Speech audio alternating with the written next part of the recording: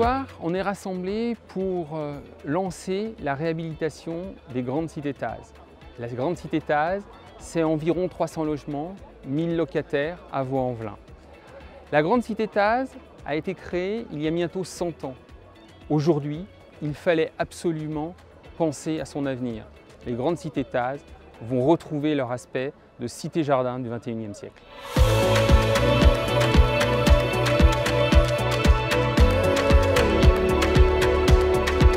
Et l'avantage de ce projet, même s'il est onéreux, il présente l'avantage d'aller sur de la réhabilitation. Donc on va valoriser le patrimoine, on va valoriser l'existant, la vie, l'histoire de ces personnes, tout en leur permettant d'avoir un cadre de vie qui respecte les normes énergétiques, qui va leur permettre de consommer moins pour pouvoir mieux se chauffer, qui va permettre d'introduire des ascenseurs et permettre à nos personnes un peu plus âgées de rester plus longtemps au sein de leur domicile sans envisager de devoir partir. Alors moi je fais partie de ceux qui disent que seul on fait, mais ensemble on fait mieux.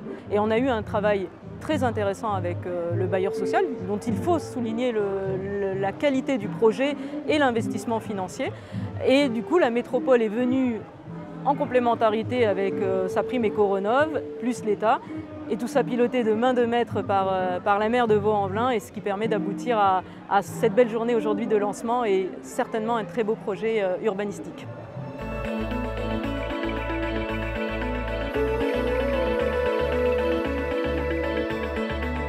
Ce projet, c'est un pan de notre histoire.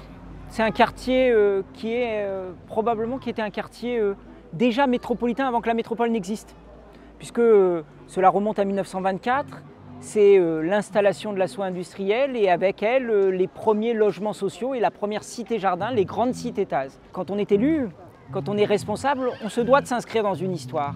Cette histoire, c'est celle des hommes et des femmes qui, depuis un siècle, habitent dans ces grandes cités TASE. Mais elles se sont dégradées. Et nous avions un devoir de tout faire pour engager une réhabilitation.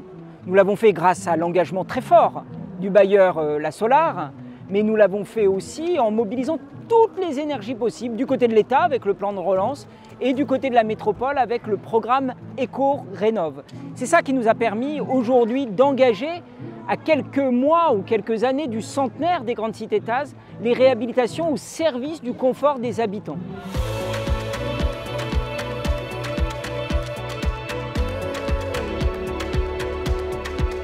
Nous sommes ici au cœur du Sud, qui est un quartier qui a connu une première transformation avec le carré de soie moderne, avec des immeubles de bureaux, de nouveaux logements.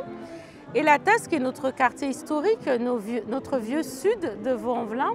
Il était important d'arrimer les deux quartiers l'un à l'autre, de leur permettre de vivre ensemble, de réussir cette alchimie.